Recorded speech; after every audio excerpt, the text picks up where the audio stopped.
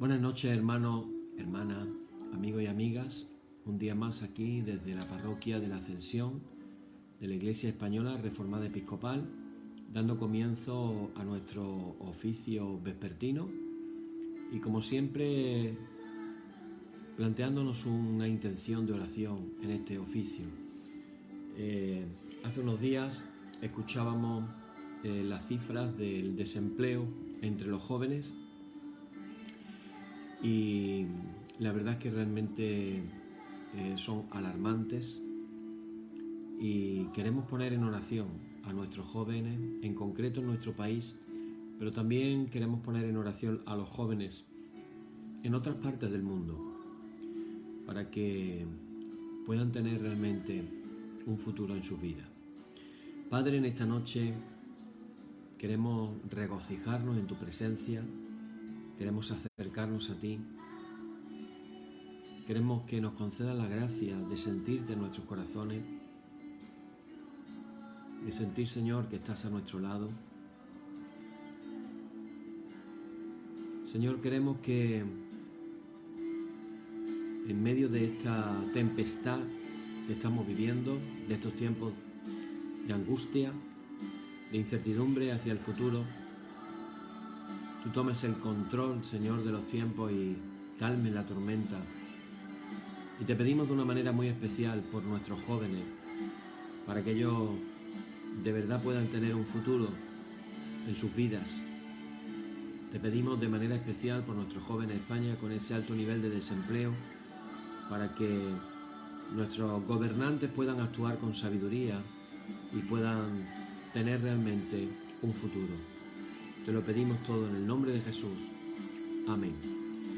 Bien, hermanos, pues damos comienzo a nuestro tiempo de oficio vespertino, como cada día decimos en el nombre de nuestro Señor Jesucristo, sea luz y paz. Amén. Desde el nacimiento del sol hasta donde se pone, sea alabado el nombre del Señor, sea el nombre del Señor bendito desde ahora y para siempre.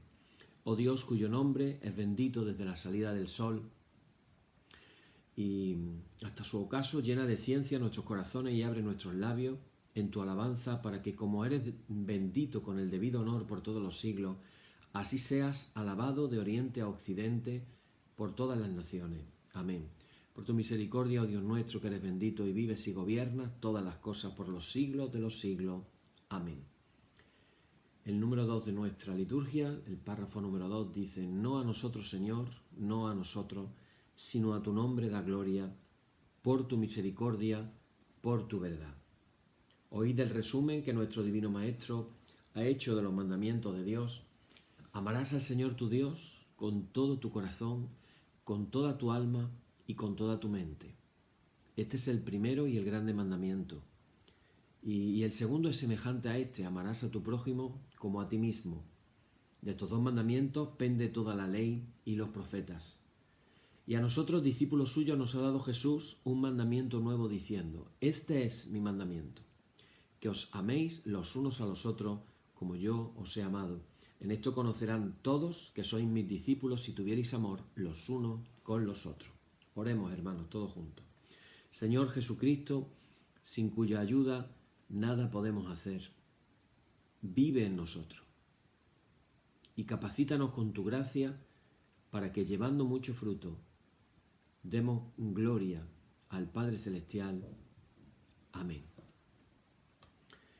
Hermanos muy amados, reconociendo con sinceridad cuán lejos estamos de haber cumplido fielmente la voluntad del Señor, humillémonos en su presencia y con un corazón contrito confesemos todas nuestras faltas y transgresiones, seguros de que Él oirá nuestra súplica. Oramos, hermanos, en arrepentimiento y para que el Señor nos reconcilie en el corazón en esta noche. Y decimos así: Padre omnipotente y misericordioso, la vergüenza, la confusión no nos deja levantar nuestro rostro en tu presencia. Por eso, con humildad y dolor de corazón, confesamos que nos hemos desviado de tu sendero y, como ovejas perdidas, hemos andado descarriados fuera de tus caminos. Hemos seguido desordenadamente las intenciones y deseos de nuestro propio corazón. Hemos roto tus santos mandamientos, además de no hacer lo que debíamos hemos hecho lo que no estaba bien hacer. Por eso, Señor, ten misericordia de nosotros, pobres pecadores. Perdona, oh Dios, a los que confiesan sus culpas, restaura a los que se arrepienten, según tus promesas declaradas a toda la humanidad en Jesucristo nuestro Señor. Amén. Y el Señor Jesucristo, que tiene la potestad de perdonar pecados sobre la tierra y que no desecha al pecador que a él acude para salud, oiga vuestros ruegos, perdone todos vuestros pecados y os conceda su Santo Espíritu para que vuestra vida sea de aquí adelante pura y santa, hasta que seáis recibidos en el goce de su eterna gloria en las mansiones del Padre Celestial. Amén. El Señor esté con vosotros.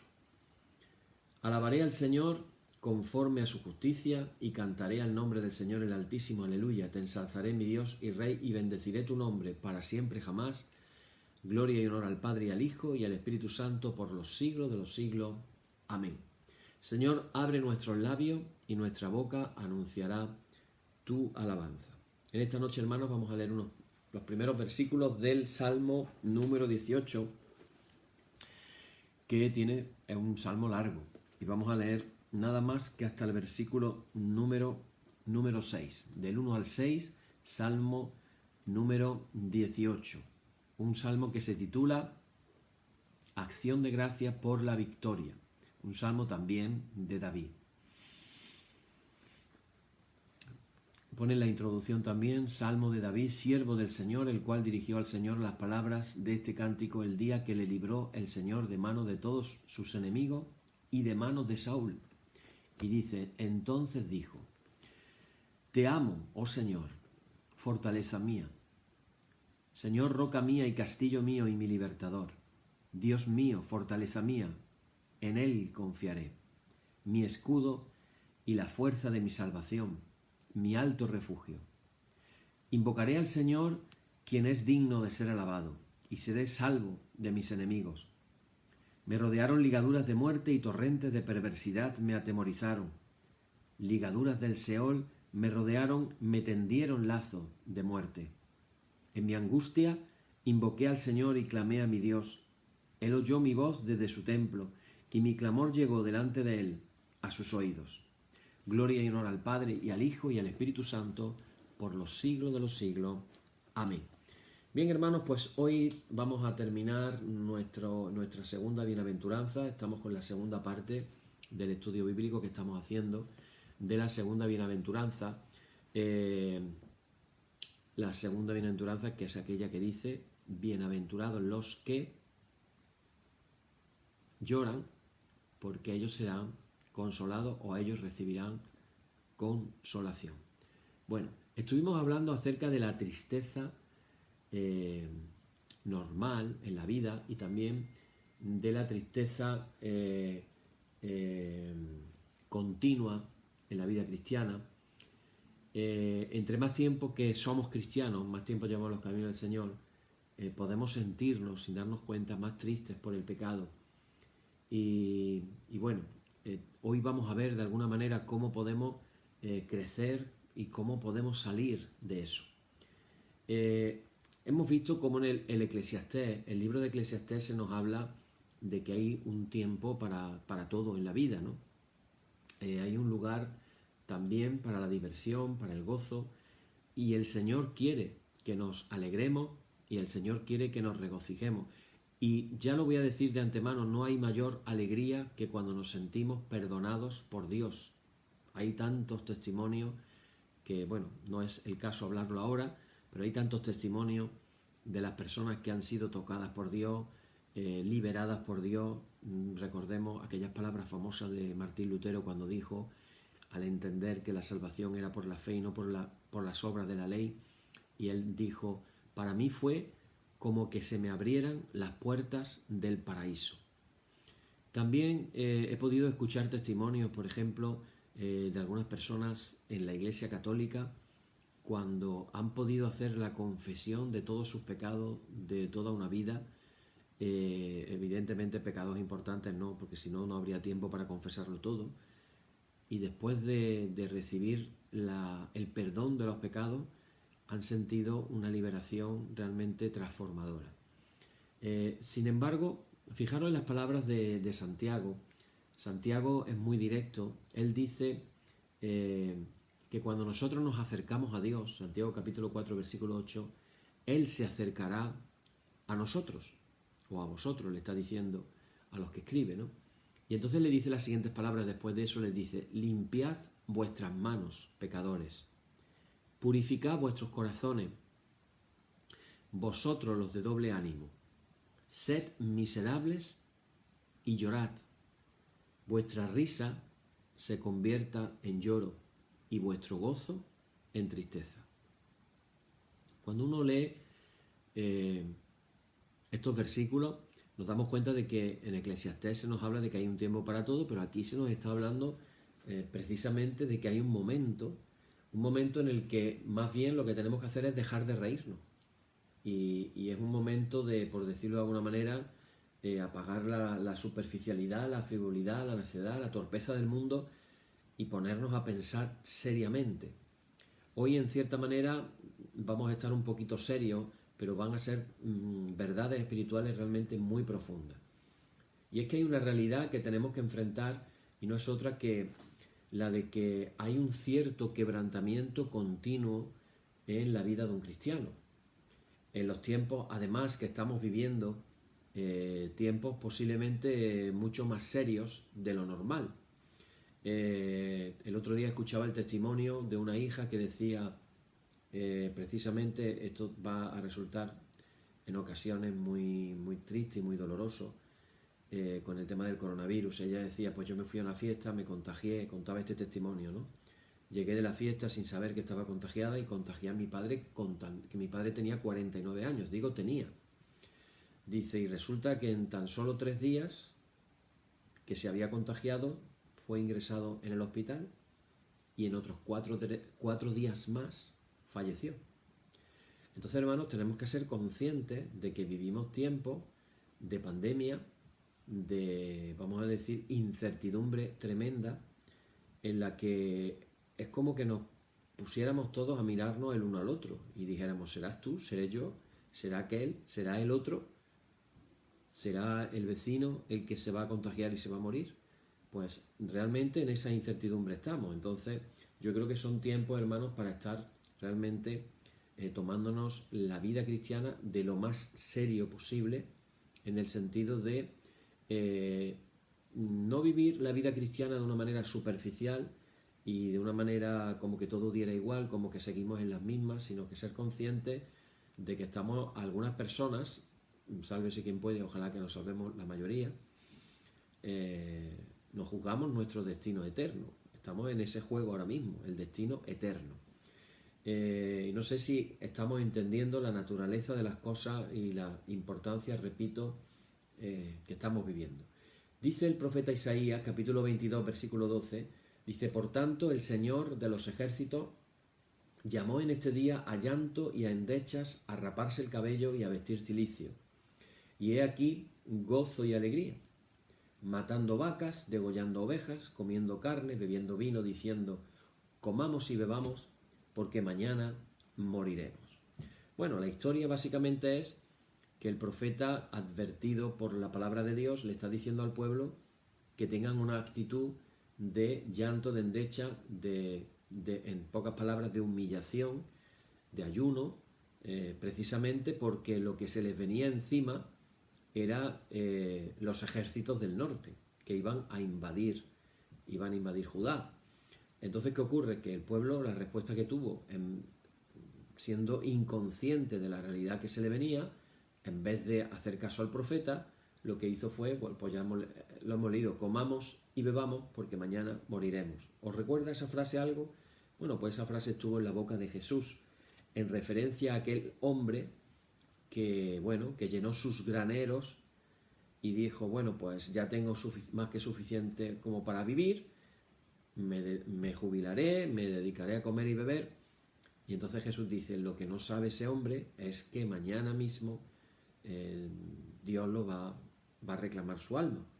Entonces, bueno, en esa situación límite en la que estamos en este momento. Así que, hermanos, no podemos ser superficiales en este tiempo. Fijaros que hay personas como dice Proverbios 2, versículo 14, que se alegran haciendo el mal.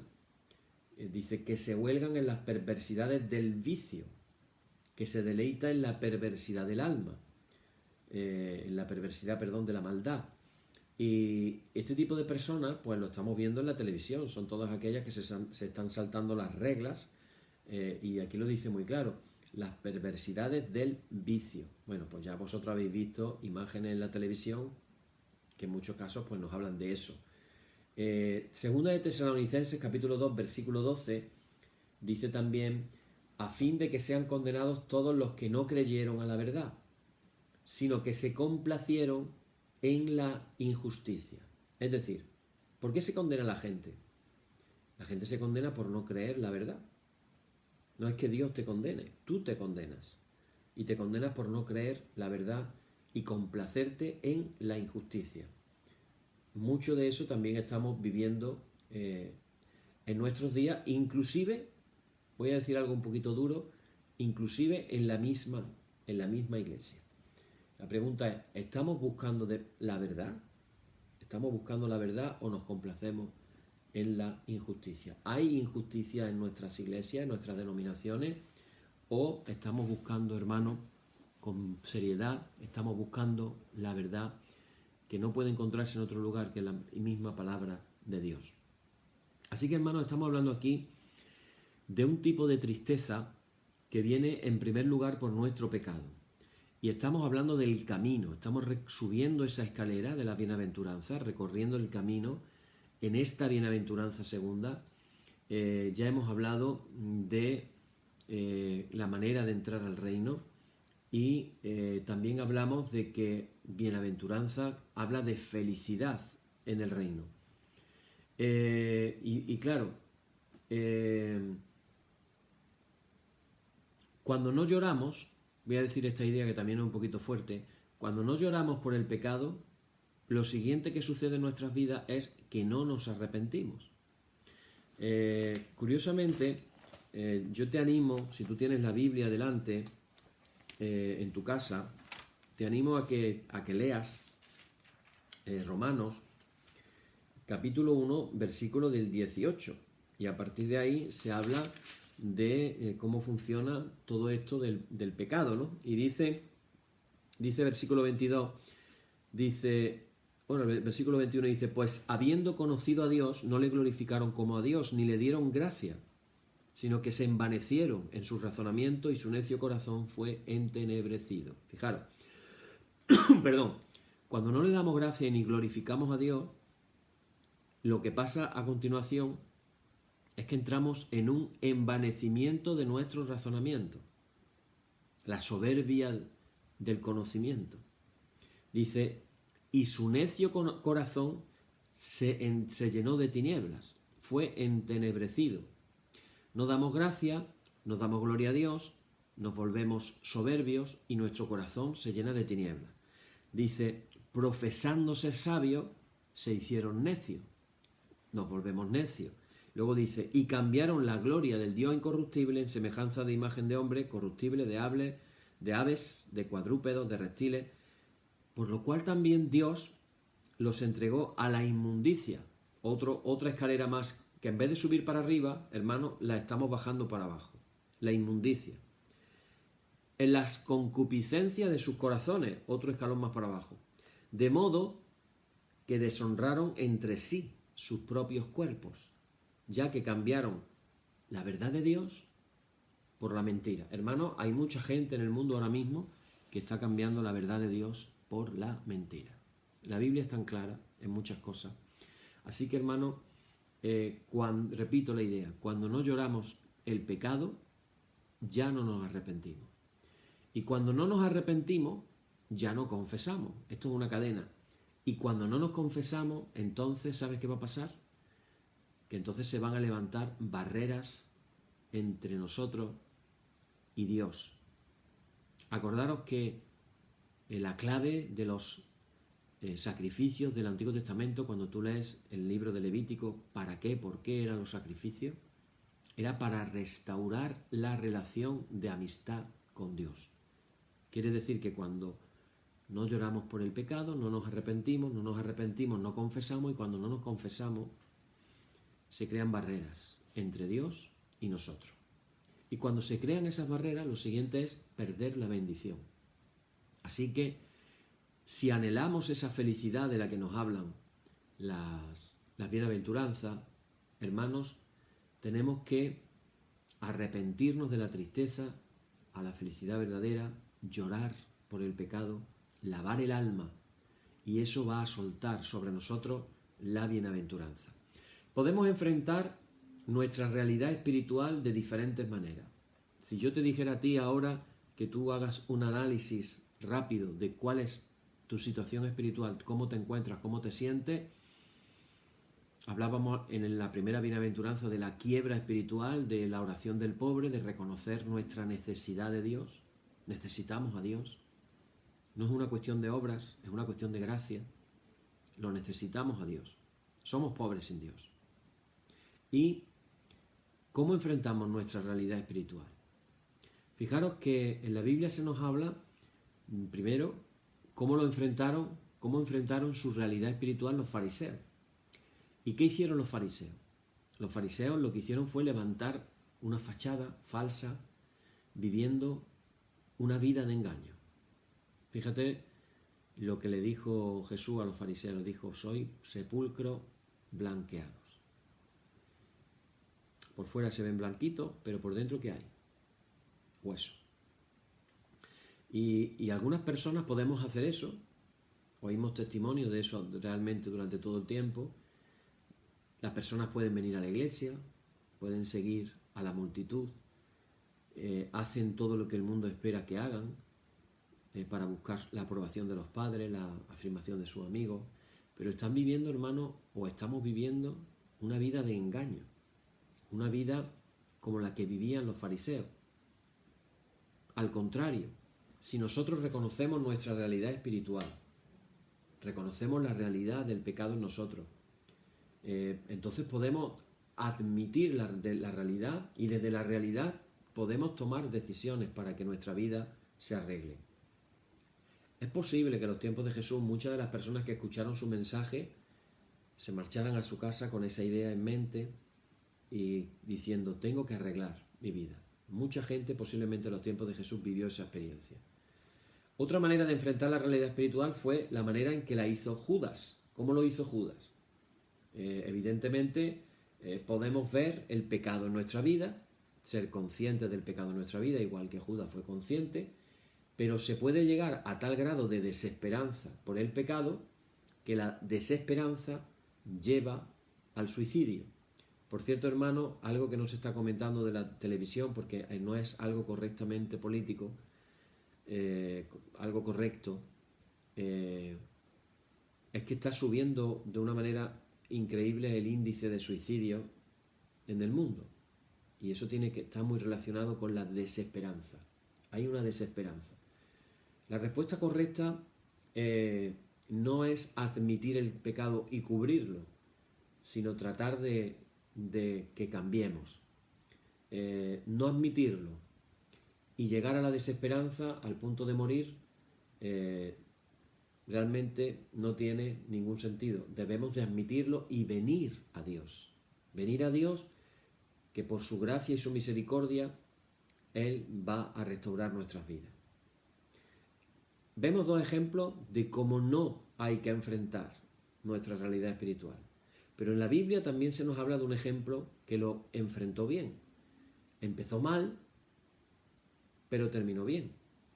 Y esta es una enseñanza muy interesante.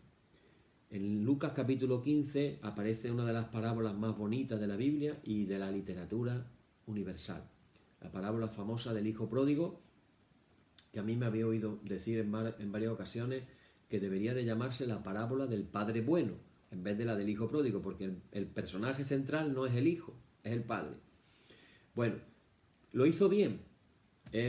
Ahí ese niño salió, lo gastó todo, lo desperdició todo, y al final de los finales lo vemos trabajando, cuidando cerdos y pasando hambre, y como nos dice la Escritura, deseando comer lo que los cerdos se comían. O sea que se ve que le prohibían comerse lo que los cerdos estaban comiendo.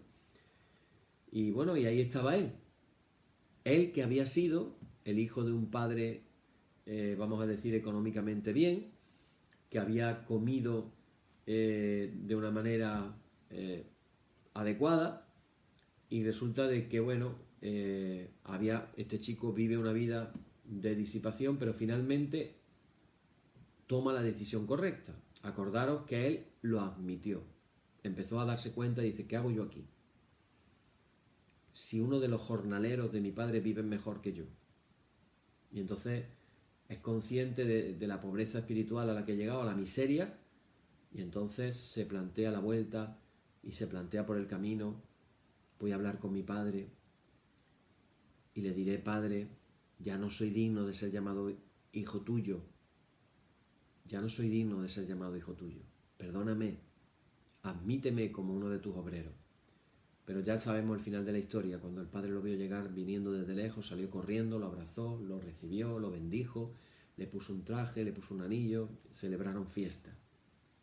Ahora, dicho esto, tampoco estamos hablando de que entremos en una autoconmiseración personal, porque eso sería algo egoísta o egocéntrico. Y hay mucha gente que está revolcándose en estos días en una compasión de sí mismo, porque necesitan o quieren la atención de otras personas, porque quiere que todo el mundo esté fijándose en esas personas. No estamos hablando de eso, hermano. Estamos hablando de una tristeza piadosa, donde podemos ver el pecado, lo enfrentamos y le entregamos el pecado al Señor. Y entonces le pedimos que nos dé la fortaleza para dejarlo, que podemos también recibir un perdón completo y el gozo que Dios nos da en su gracia. Dice el Salmo 59, versículo 17, dice David, el corazón contrito y humillado no despreciarás, oh Dios. Es decir, Dios nunca va a rechazar a una persona que viene en esa actitud, la del corazón contrito y la del corazón humillado.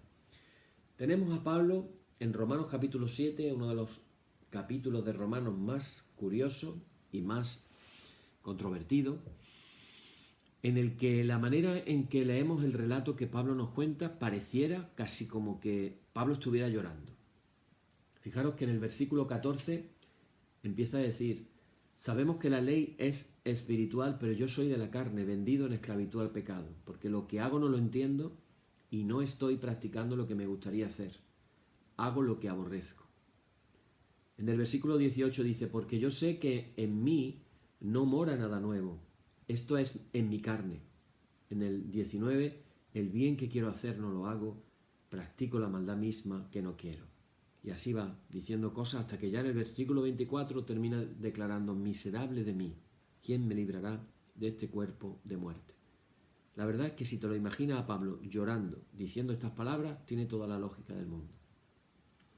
Se reconoce como un miserable. Ahora, esta no es una fase momentánea en la vida de Pablo. Podríamos decir que realmente es un estilo de vida. Es como que él estuviera cansado, agotado por esa batalla incesante. Por eso cuando en el capítulo 8 de Romanos, versículo 23, él dice que él está esperando la adopción, la redención de su cuerpo. Es como que estuviera diciendo, estoy cansado de la batalla. Y esto se puede convertir realmente en un estilo de vida. Venimos al reino llorando por el pecado y pareciera que pasamos el resto del tiempo llorando por el pecado. Dice el mismo Pablo en 2 Corintios 5:2, dice, y por esto también gemimos, deseando ser revestidos de aquella nuestra habitación celestial. Fijaros que el verbo que aparece aquí es en griego el verbo penteo, que es usado también en 2 Corintios 12 y nos habla de la tristeza profunda.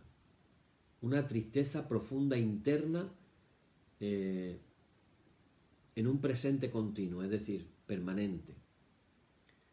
Hermanos, si somos creyentes verdaderos, podemos entender lo que significa el cansancio de esa tristeza. De ahí que cuando pensamos en el cielo nos dé tanta alegría, tanta esperanza, saber, como dice aquí Pablo, que está gimiendo, deseando de ser revestido de la habitación celestial. En el Salmo 38, versículo 4, dice David: porque mis iniquidades se han agravado sobre mi cabeza, como carga pesada se han agravado sobre mí.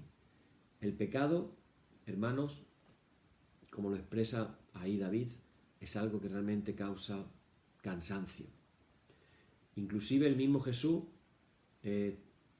tuvo que enfrentar todo ese pecado que a él también le rodeaba, aunque como dice la Biblia, él fue sin pecado, pero también fue llamado varón de dolores, experimentado en quebrantos. Jesús lo pasó mal. Y hoy estaba yo pensando y digo, qué curioso que no existe ni un solo versículo en la Biblia donde diga que Jesús se rió. Ahí nos queda un misterio que resolver. Es verdad que se dice que era comilón, que era bebedor, comía, bebía, fue una boda, que sepamos, como mínimo una boda, la boda de Caná, pero que se riera, ahí lo dejo. Si alguien me lo logra encontrar en algún texto que pueda por lo menos darnos a entender que Jesús se reía, pues ahí lo dejo. Una investigación de tesis doctoral como mínimo. Pero es verdad que de Jesús podemos recordar que estuvo enfadado, como cuando fue al templo y echó a los cambistas que estaban allí en las mesas. Tuvo hambre, tuvo sed, lloró. Se nos dice, como decíamos ayer, que Jesús lloró en varias ocasiones. Pero nos queda la duda.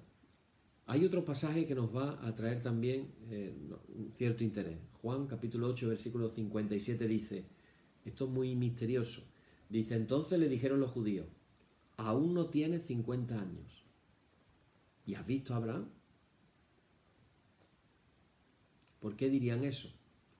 Se supone que en ese tiempo Jesús era un joven de unos 30, vamos a decir 30 y tantos años, ¿no? ¿Por qué le dicen todavía no tiene 50? ¿Qué estás pensando tú? ¿Por qué a una persona le dicen todavía no tiene 50? ¿Cuántos años pensaba la gente que tenía Jesús? Queda un poco un misterio, ¿verdad? Bueno, hay algunos intérpretes que tratan de ver aquí una alusión a que Jesús pudiera estar un poquito más envejecido de la cuenta. O sea que el aspecto físico de Jesús pareciera que tenía más años de los que realmente tenía. Y dicen los expertos que podría haber sido por la carga tan grande y pesada que llevaba en sus espaldas. Y en eso tiene que ver el tema de la tristeza.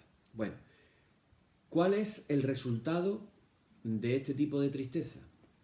De este tipo de lloro del que nos hablan las bienaventuranzas. Y esto nos lleva a una pregunta. ¿Qué es lo que produce? Dice, parafraseando la frase, si lloras de esta manera, bienaventurados los que lloran, si lloras de esta manera, recibirás consolación. Así que los que lloran no están felices porque lloran. Eso nos queda claro, ¿verdad? Están felices porque su lloro es consolado. Y es que no hay felicidad en la tristeza del mundo. Lloramos y lloramos y lloramos, pero hasta que no hay un consuelo real, hasta que no recibimos el verdadero consuelo, y no sé si estarás pensando en este momento, ¿y cuál es el verdadero consuelo? Pues según lo que nos está enseñando la Escritura en esta noche, el verdadero consuelo es el perdón. Hasta que no recibimos ese perdón, no vamos a entender lo que es la felicidad. No hay cosa más maravillosa que cuando salimos de la presencia del Señor, hemos confesado nuestro pecado y sabemos y sentimos y experimentamos que hemos sido perdonados de manera completa y total. Dice también, según traducimos del griego, bienaventurados son aquellos que lloran porque únicamente ellos así es el sentido de la frase en griego, ellos únicamente serán consolados. Un uso enfático en el que se dice que los únicos que serán consolados son aquellos que lloran por el pecado, porque van a conocer el verdadero perdón. Y yo voy a hablar de que la realidad más consoladora de todas las realidades es que todos nuestros pecados pueden ser perdonados en Cristo. Y que no hay nada entre nosotros y Dios y que podemos tener la libertad de disfrutar la totalidad de su bendición. No hay mayor consuelo en el mundo.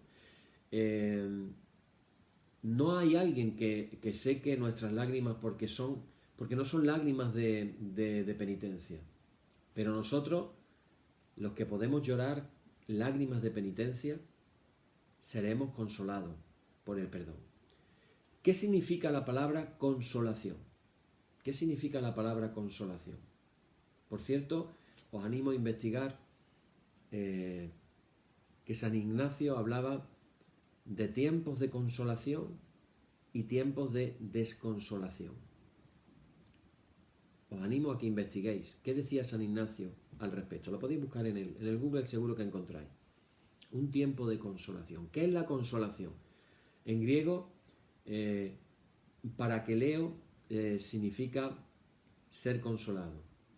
En términos técnicos significa venir al lado de alguien para ayudar. ¿Qué significa ser consolado? Por Dios, que Él viene a nuestro lado para ayudarnos. Dios viene a nuestro lado en nuestro lloro y nos ayuda. Nos amonesta, nos consuela, nos muestra empatía, nos alienta, nos fortalece, nos restaura. Conforme nuestro lloro llega a Él, su perdón sin paralelo fluye a nosotros. Y ahí nos es concedido su cuidado y consuelo y fortaleza. Por cierto, al nombrar a San Ignacio de Loyola, me estaba acordando cómo en su diario, un diario que él escribió durante unos días, de una manera excepcional, en ese diario resulta que él habla de cómo en la celebración de la Eucaristía lloraba muy a menudo. La oración de lágrimas de la que hablábamos el otro día. Dios también es llamado, hermanos, no lo olvidemos, el Dios de toda consolación. Y estamos hablando, igual que hablamos de la primera bienaventuranza, que muchos la trasladan al tiempo cuando estemos en el cielo. También algunos pueden pensar, bueno, cuando estemos en el cielo seremos consolados. Pero otra vez tengo que recordaros, hermanos, que la bienaventuranza es para nuestro tiempo presente. Además, por supuesto, del tiempo futuro, que de eso ya nos habla el libro de Apocalipsis. Voy a terminar con una pregunta y la vamos a profundizar en unos minutos. ¿Cómo me puedo volver yo en alguien que llora como nos enseña la bienaventuranza? ¿Cómo puede lograrse eso? Porque si el lloro es el camino a ese perdón del Padre, de un momento a momento y continuo, el cual es el camino a la felicidad y a la bendición, ¿cómo puedo yo volverme ese tipo de persona? Yo voy a hablaros de algunas claves. La primera, tenemos que eliminar estorbos. ¿Cuáles son los estorbos para este tipo de lloro?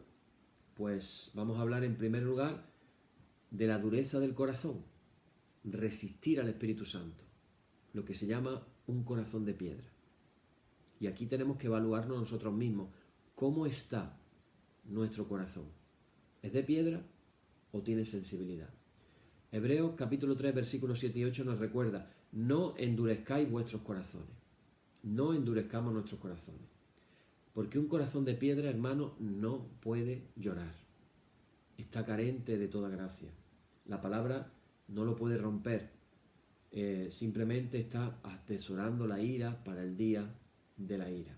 Hermanos, hermanas, no dejemos que nuestro corazón se vuelva de piedra. Y ahora viene la siguiente pregunta. ¿Y qué causó que mi corazón se volviera de piedra. Aquí voy a daros algunas sugerencias. La primera es el amor por el pecado. Quiere decirse que nada enfría más el corazón y lo hace más duro que cuando amamos el pecado. Esto es lo que hace que el corazón sea de piedra. El amor por la iniquidad. Y aquí, hermanos, quiero abriros un paréntesis. En la medida en que yo pierdo el respeto a la palabra de Dios contenida en la Biblia y empiezo a verlo todo relativo, habrá momentos que lo que la Biblia llama pecado, yo ya no lo llamaré pecado. Y a partir de ahí comienza el proceso de amar al pecado o justificar el pecado. La segunda cosa que hace que el corazón se vuelva de piedra es la desesperanza. La desesperanza es básicamente cuando entramos ya, vamos a decir, en pensar que las cosas son inevitables. La vida es demasiado injusta y de una manera literal estamos subestimando el poder de Dios y más tristemente todavía minimizando el sacrificio de Jesucristo en la cruz del Calvario. Personas que no creen en la oración, personas que no creen en el poder de Dios. Dios no tiene para qué orar si Dios no va a hacer nada. ¿En qué manera va a cambiar mi oración lo que pasa alrededor nuestro? No creo en la oración. Sin embargo, acordaros cómo Jesús nos enseñó a orar, el Padre Nuestro, cómo nos enseñó a pedir, a llamar, a abrir, cómo nos enseñó la oración sin cesar, cuando habló de aquella viuda inoportuna que a las tantas de la noche se presentaba ante la casa del juez y ahí daba la enseñanza de la oración sin cesar, o como le decía a sus discípulos, ¿no habéis podido orar ni tan solo una hora?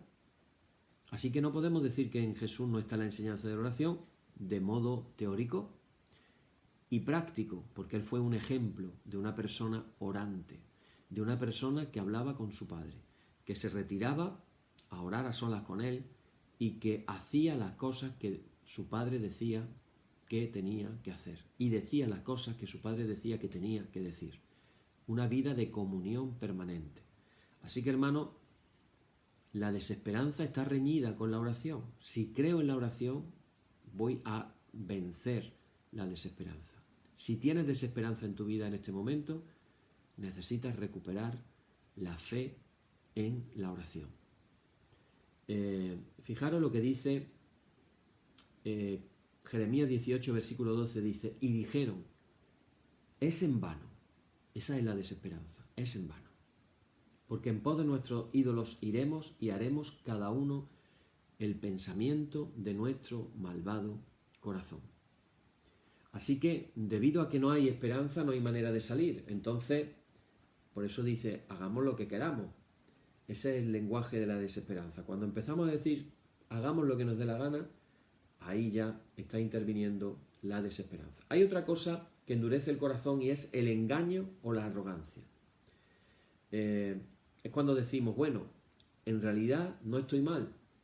Yo no necesito ser penitente, no necesito arrepentimiento.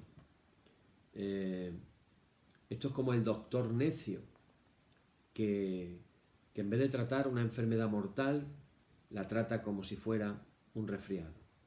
Así también el pecador, que se engaña a sí mismo y no quiere ver lo horrendo de su pecado, es un necio. Date cuenta de que Cristo tuvo que morir por nuestros pecados. Esto nos habla de la seriedad del asunto. Otra cosa que contribuye a que tengamos corazones de piedra es la presunción. ¿Qué es la presunción? La presunción es la idea de que yo soy lo suficientemente bueno, que yo tengo algún tipo de migaja aventajada de Dios. Alguien diríamos, yo soy un nieto de Dios, mucho más mimado que un hijo. Soy una persona religiosa y creo en Dios y eso debería de ser suficiente, dicen algunos. No necesito tampoco exagerar mucho la cuestión. Otra cosa es dejar para mañana lo que podemos hacer hoy. Por eso dice, si escucha la voz del Señor, si hoy escucha la voz del Señor, no endurezcáis vuestros corazones. No dejes para mañana lo que puedes espiritualmente hacer hoy. También contribuye la superficialidad, es decir, personas que nunca quieren pensar con profundidad acerca de nada y mucho menos de su pecado. Son personas superficiales, que todo pareciera como que fuera una fuente de risa, de chiste para ellos. En Amós capítulo 6, versículos del 5 al 6, se nos habla de personas que improvisan el sonido del arpa y tratan de componer canciones para sí mismos, beben vino de contenedores sacrificiales y se ungen a sí mismos como con el mejor de los aceites. Sin embargo, no han llorado, no lloran. Esto es lo típico del mundo. El mundo está en fiesta. Pero recordar con las palabras que pensábamos de Santiago, que decía: vuestra risa se convierta en lloro. Entonces, el primer gran estorbo es el corazón duro. Y los corazones duros son, repito, resultado del amor al pecado, la desesperanza, el engaño, la presunción, posponer las cosas, la superficialidad. Si eso sigue así, el corazón no podrá ser quebrantado. Segundo lugar, he dicho quitar los estorbos, y el estorbo era un corazón quebrantado, un corazón de piedra. Segundo, estudiar en las Escrituras, aprender qué dice la Biblia acerca de, por ejemplo, el tema del arrepentimiento. Y nos vamos a dar cuenta que en la Biblia habla mucho acerca del arrepentimiento, tanto en el Antiguo Testamento como en el Nuevo Testamento. De hecho, la gran llamada que hacían siempre los profetas dirigidos por Dios era una llamada, hermanos, hermanas, al arrepentimiento, a la teshuvá, volverse a Dios. Por último, orar por un corazón contrito. Podemos pedirle a Dios que Él quebrante nuestro corazón duro. Podemos pedirle a Dios que Él ponga sensibilidad en nosotros hacia el pecado. Y finalmente, deciros, hermanos, que no hay consuelo más maravilloso el que podamos saber que Dios nos está invitando en esta noche a que podamos ser alguien que llora, alguien que tiene un espíritu quebrantado, que reconoce que no tenemos nada y que estamos buscando la misericordia y la gracia de Dios que se nos provee a través del sacrificio de Jesucristo, el cual pagó todos nuestros pecados en la cruz del Calvario. Hermanos, tomemos ese regalo, lloremos por el pecado y disfrutemos de la felicidad que Dios nos quiere dar. Esa es la invitación de Jesús en esta noche. Así es como Él comenzó su ministerio de predicación, ofreciendo una verdadera felicidad y una felicidad duradera, no una felicidad instantánea. ¿Qué alegría puede suponernos que si tú estás escuchando en esta noche esto, es porque en su gracia, en la gracia de Dios, Él os consideró a vosotros, a vosotras, y me consideró a mí también. Permitidme que pueda terminar este tiempo de este estudio haciendo una pequeña oración. Padre, gracias por el estudio en esta noche. Gracias, Señor, por la verdad que encontramos en tu palabra, que es tan rica, es tan contundente. Danos, Señor, la gracia de entenderla, de alegrarnos en ella, y séllala en nuestros corazones, Señor, márcala en nuestros corazones. Y te pedimos también que nos concedas la gracia de manifestarla conforme vivimos nuestras vidas para tu gloria. En tu nombre, amén. Amén, hermanos. Mañana comenzaremos nueva bienaventuranza, la bienaventuranza de el capítulo 5, versículo número 5. La bienaventuranza que dice: bienaventurados los mansos, porque ellos recibirán la tierra por heredad. Ese va a ser nuestro siguiente estudio, ya será mañana, Dios mediante. Y ahora declaramos las siguientes palabras que aparecen en nuestra liturgia cuando decimos: oh Señor, Santifícanos en tu verdad. Tu palabra es la verdad. Amén. Que así sea. Y ahora, hermanos, oramos todos juntos la oración que nuestro Maestro Jesús nos enseñó, diciendo: Señor, ten misericordia de nosotros. Cristo, ten misericordia de nosotros. Señor, ten misericordia de nosotros. Padre nuestro que estás en los cielos, santificado sea tu nombre. Venga tu reino, hágase tu voluntad, así como en el cielo también en la tierra. El pan nuestro de cada día, dánosle hoy. Perdónanos nuestras deudas, así como nosotros perdonamos a nuestros deudores, y no nos dejes caer en la tentación, mas líbranos del mal. Amén. Líbranos del mal y confírmanos en tu temor, con toda obra buena, oh Trinidad, Dios nuestro, que eres bendito y vives y gobiernas todas las cosas por los siglos de los siglos. Amén. Señor, muéstranos tu misericordia y danos tu salud. Llena a tus ministros de virtudes y da alegría a tu pueblo escogido. Acuérdate siempre de esta congregación y de todas las congregaciones cristianas por el mundo, que tú has poseído desde el principio.